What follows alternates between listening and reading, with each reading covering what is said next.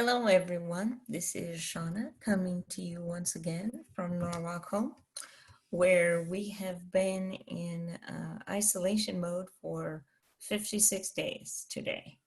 Happy Mother's Day to those of you celebrating today.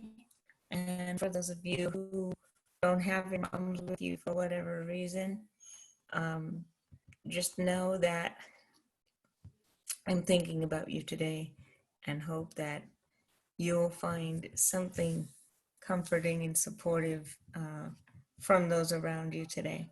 But I promised to come this week with a little bit of a pep talk for everyone. You guys have been asking for that, and we've had some Cerritos College news this week.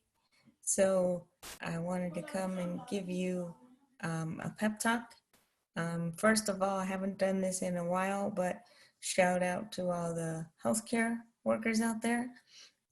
Shout out to all of the um, frontline workers out there, not just the nurses, the doctors, but the first responders, the fire people, the mail carriers, the shipping managers.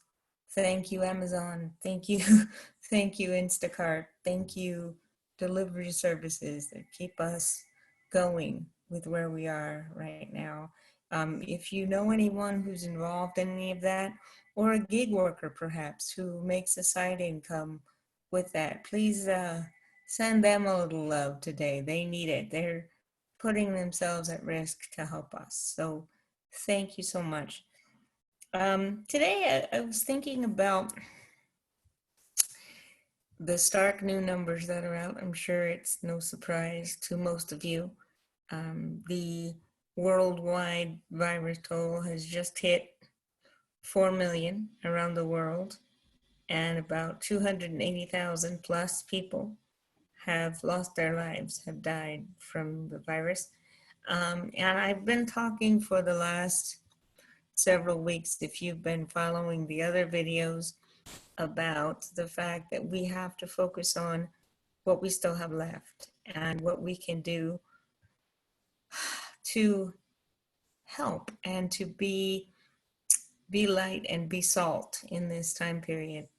And it still can be done. It gets darker and darker every day. One of the things that I say is don't consume too much media, because media exists to feed anxiety, because anxiety, fear, um, pandemics, gore, all of that sells stories, sells news, drives people to keep coming back, and that drives profits. That's how they make their money. So don't overconsume that. Yes, we need to know what's going on.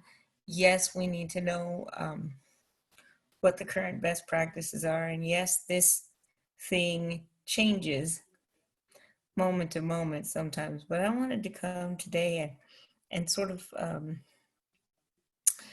sharpen the focus a bit on what exactly are we supposed to do. I've given you some suggestions in previous videos for giving to charity and using other means to reach out to people. But today I think I want to focus on a couple of areas um, where we can assist each other, because this is not going to go away anytime soon, folks. That's the hard truth of this. And yes, we are opening up, but I mean, I'm in a situation where 2 months into this, I'm going into a summer that's about 4 months long. And I'm going to be working the second half of the summer, but I'm not going to be on campus. And more than likely in the fall, I'm not going to be on campus either. So I'm looking at maybe returning in January, maybe, which by then will have been 9 months off campus. So, we have to look at the new ways of doing things. And I've talked about the new normal. And, people say, well,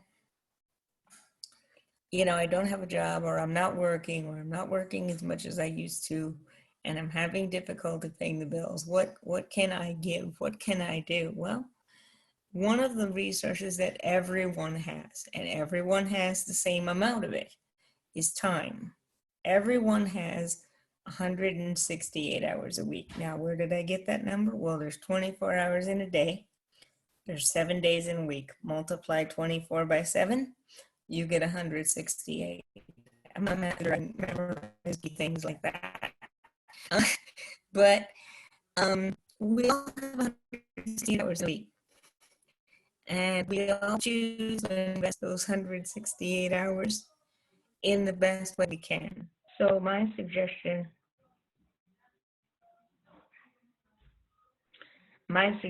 is that you um, take that and invest it, and invest it some in other people. Yes, invest it in yourself.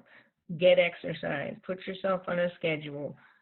Go to your job or do some work or do a job search, but invest some time in other people, with others.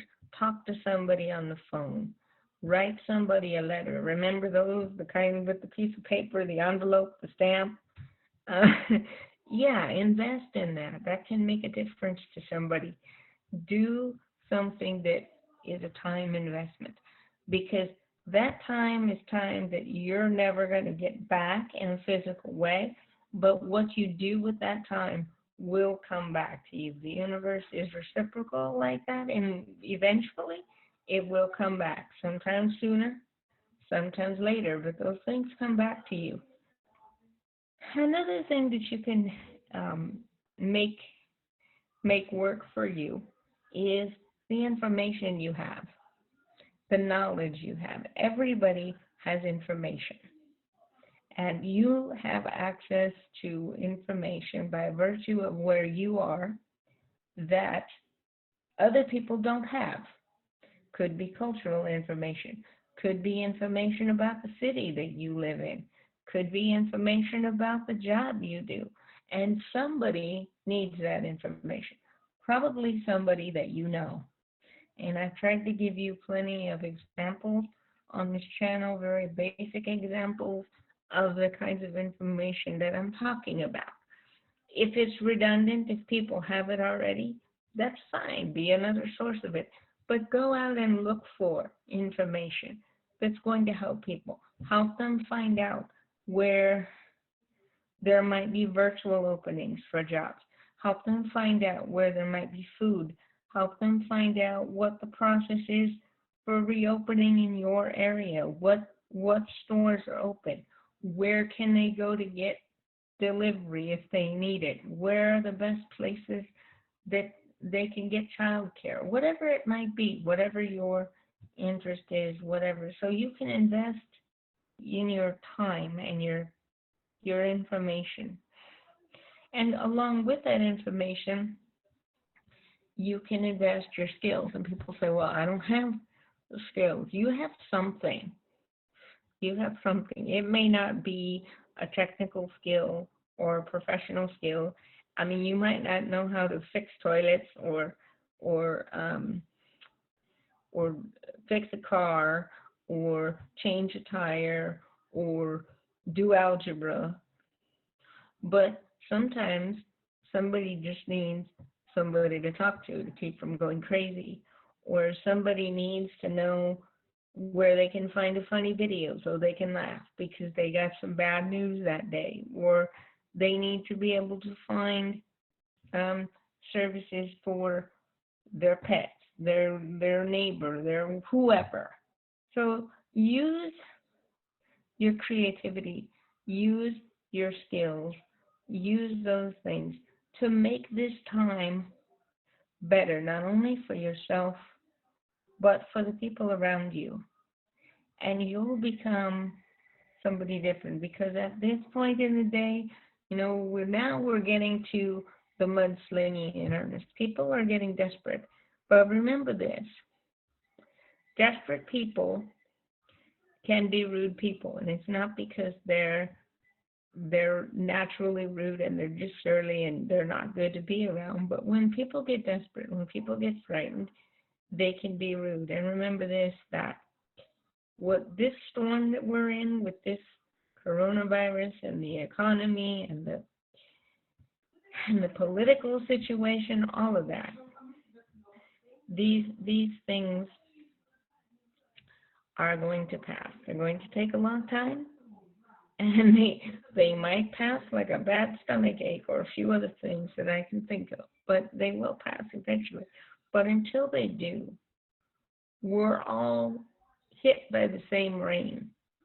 We're all in the same storm, but not all of us have the same quality of conveyance. Some of us are going through the storm on a raft with a pole in the center. Some of us are going through the storm with, um, a canoe or a kayak. Some of us are going through this on an ocean line. Probably some of the people who haven't been as hit hard yet. But eventually, the people in the ocean liner might be in the kayak. Who knows? So just keep in mind that even though we're being hit by the same rain, we're in the same storm. We don't have the same quality of conveyance, and we're not all facing the same obstacles. The obstacles that you face if you're a parent with children at home, and you're trying to educate them are not the same obstacles that you face necessarily if you are a single frontline worker in the middle of a pandemic where you're afraid to go home because you don't want to infect people. So that's a different story. You have a different conveyance. If you're at home, like me, I'm here with my housemates, and we're all doing well, except that we're all pretty much in various degrees of wanting to climb the wall. This is, as I mentioned earlier, 56 days of isolation for us. So we've been doing social distancing as much as we can, as much as can be done here. And we haven't been out in 56 days. No visitors are allowed except to make and pick up deliveries, and only essential personnel, when absolutely necessary, are allowed to come and go. So it's a different story. I say that not to minimize anybody's situation, but just to tell you that everybody's situation is different. Understand that. Understand your situation. Understand how it's affecting you. And if you want to be the healthiest person mentally that you can be, then you have to reach beyond yourself. You have to find something inside yourself. And by all means, if you have resources, if you have a little money to help somebody with groceries or with gas or with child care, then do that. But if you don't have that, go back to where are you putting your time? What are you doing with your creativity? And what information can you share that will help somebody? Okay? I hope I helped you. I hope this wasn't too preachy. I hope this was an encouragement to you, and I hope that we all get better as this goes on at giving of ourselves and giving of those intangibles, because those things are going to become more important as the economic difficulties persist. They're going to become more important for us as we connect to one another and help each other. So remember that your love isn't so much determined by what you say as by what people see you do. Take care of yourselves. Happy Mother's Day. Stay safe and be healthy, everyone. I'll talk to you later. Bye for now.